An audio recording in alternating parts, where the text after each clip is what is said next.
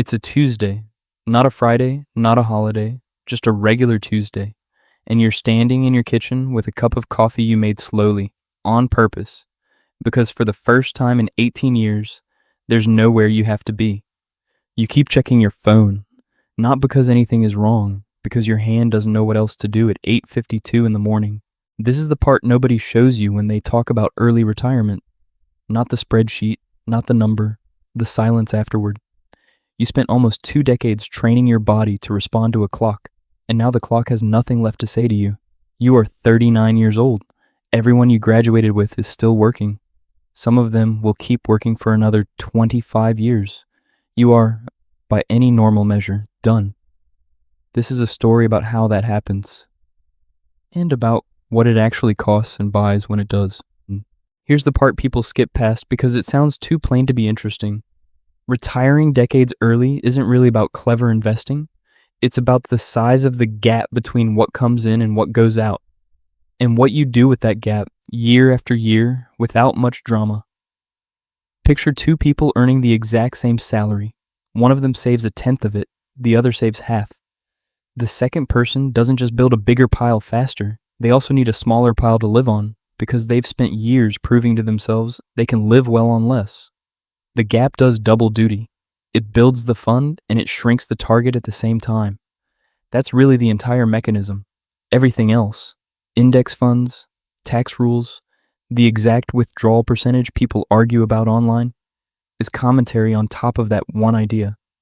For Alex, the version of this we're following in this story, it looked like a decade and a half of a completely ordinary career. Ordinary raises, no windfalls, no lucky stock pick, just a savings rate that crept upward every year, quietly, while spending stayed roughly flat. By his late 30s, the math had simply caught up to him. A few months before he left his job, Alex tried to refinance his condo. The loan officer asked where he worked. "Nowhere yet," he said. "I'm leaving my job next quarter."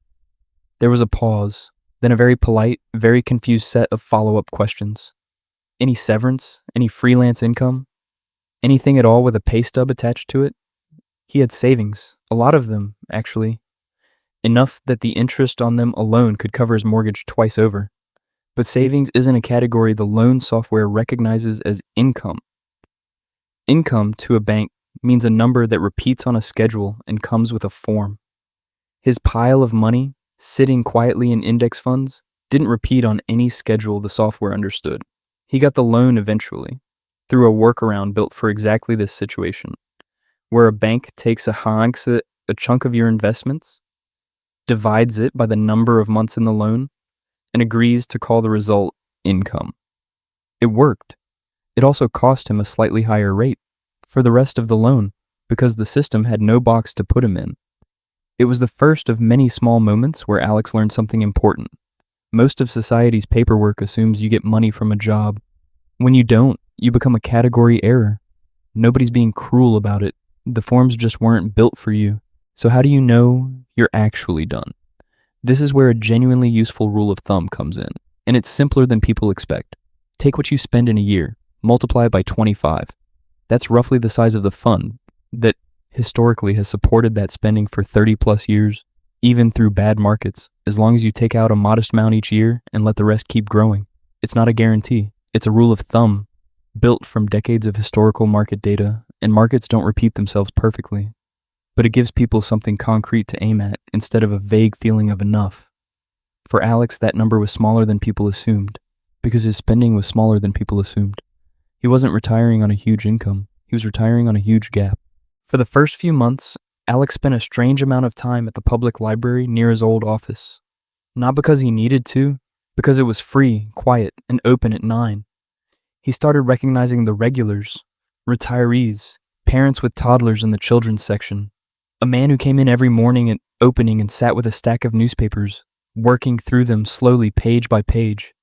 His name was Walter, retired at 68 after driving a delivery route for 31 years.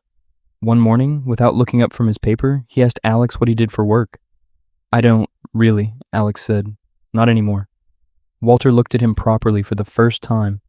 Did the math on his face? The guy looked maybe 39, 40, said, "Huh?" and went back to his paper. A few minutes later, without any prompting, he added, "I got out at 68. My knees got out at 60. Don't wait as long as I did if you don't have to." It stuck with Alex more than he expected. Not as advice, as evidence. Proof that the ordinary version of this story, the one almost everyone lives, comes with a cost that people rarely say out loud until they're already paying it. Here's where the story gets a little more technical, but it matters, because this is the part that actually determines how much of your money you keep. When you retire early and your income comes from selling investments instead of a paycheck, you get to choose, within limits, how much taxable income you show each year. That sounds like a loophole. It's really just how the tax code treats long-term investment profit. It often gets taxed at a lower rate than a salary, and for many people in a lower income bracket, that rate can be 0. But there's a second system watching that same income number, health insurance. If you buy your own coverage instead of getting it through an employer, the price you pay is tied directly to the income you report.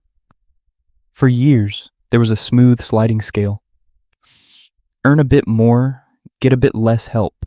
Recently, that smoothed out version went away in favor of an older rule. Cross a certain income threshold, and the assistance doesn't shrink gradually. It just stops, all at once. So people in Alex's position end up doing something that looks strange from the outside, deliberately keeping their reported income modest, even though they could technically report much more. Because one number determines their tax bill, and a different nearby number determines whether their health insurance costs a few $100s a month, or several times that. Nobody designed those two thresholds to sit near each other. They just do, and anyone living off investments learns to thread the needle between them. It's not a trick. It's just what happens when you read the rulebook carefully instead of assuming it was written with you in mind. Retiring is easy to picture. Retiring right before a bad few years is the part nobody rehearses for. About 2 years after Alex left his job, the market had a rough stretch, the kind that happens every decade or so, where it drops meaningfully and takes a while to recover. He kept withdrawing his usual amount to cover groceries and bills, because the market dropping doesn't pause anyone's actual life. Watching his account shrink while he was still pulling money out of it was, by his own account, the scariest part of the entire experience. Scarier than quitting had been. This is a real, well-documented risk with a name. Sequence of returns risk. It's not really about the market's average return over time. It's about the order those returns arrive in. 2 people can retire with the exact same amount of money and get the exact same average return over 20 years, and one of them runs out and the other doesn't, purely because the bad years happen to land early for one of them. Alex handled it the unglamorous way. He picked up a short-term contract role for several months, added some income back into the mix, and, more importantly, stopped selling shares into a falling market while it recovered. It wasn't part of the original plan. It was a patch, applied in real time, because plans built years in advance rarely survive contact with an actual bad year. By the time Alex had been out of the workforce for a few years, the guessing had become its own kind of small talk. People assumed an inheritance, a lawsuit settlement, stock options from some startup nobody had heard of, a rich partner. Almost nobody guessed the real answer, because the real answer is unglamorous. A good but unremarkable salary and a savings rate that most people could technically match, but very few actually choose to. That gap between what's mathematically possible for a lot of people and what actually happens isn't really about willpower or discipline in the way self-help content likes to frame it. It's about the fact that spending tends to rise automatically with income unless someone deliberately interrupts that pattern. Alex didn't do anything heroic. He just interrupted it early and let it stay interrupted for a long time. The strangest part of retiring decades early isn't the retiring. It's the decades afterward, watching everyone you know go through the version of this that happens on schedule. Old coworkers get promoted, then promoted again. Their houses get bigger. Their titles get longer. Some of them, 20 years later, are still 10 or 15 years from being able to stop, even on salaries several times what Alex ever earned, because their spending grew right alongside their income, the way it does for most people, without anyone deciding it should. There's a particular kind of conversation that happens at reunions and lunches, where someone successful, someone doing well by every visible measure, says something like, "must be nice," half joking, and then, usually the second time they say it, not joking at all. Alex learned not to explain the arithmetic at those moments. Not because it's a secret, but because it never lands the way people expect. Nobody wants to hear that the difference wasn't a bigger paycheck. It was a smaller gap between paycheck and spending, held steady for a long time, while everyone else's gap slowly closed as their lifestyle expanded to meet their income. There's a real trade-off in this story, and it deserves to be said plainly instead of glossed over. Retirement income programs that many people rely on later in life are typically calculated using a long window of your working years, often several decades. Someone who works a normal length career gets that whole window filled with real income. Someone who stops working in their late 30s gets a window that's mostly zeros, and the zeros pull the average down. That means the eventual benefit is smaller. It's a real cost, not a footnote, and it's worth knowing about years in advance rather than discovering it as a surprise. For Alex, it meant a noticeably smaller monthly benefit later on than someone who'd worked the whole way through, a gap that adds up to real money every single year for the rest of his life. He knew that trade-off going in. He decided the years back on the front end were worth more to him than the shortfall on the back end. That's a personal calculation, not a universal one, and it's exactly the kind of number worth running honestly before making a decision like this instead of after. Here's the way Alex eventually put it to himself a few years in, when someone asked what it was actually like. It wasn't a boat, it wasn't a beach. What he'd bought, in the plainest terms, was mornings. Thousands of ordinary weekday mornings between his late 30s and whatever age everyone else around him finally got to stop. Mornings that would otherwise have belonged to a job. Nobody photographs that. There's no ceremony for it, no cake, no card passed around an office. Just an ordinary Tuesday, repeated a few thousand times, that belonged entirely to him instead of to somebody else's calendar. That's the actual product, not a lifestyle.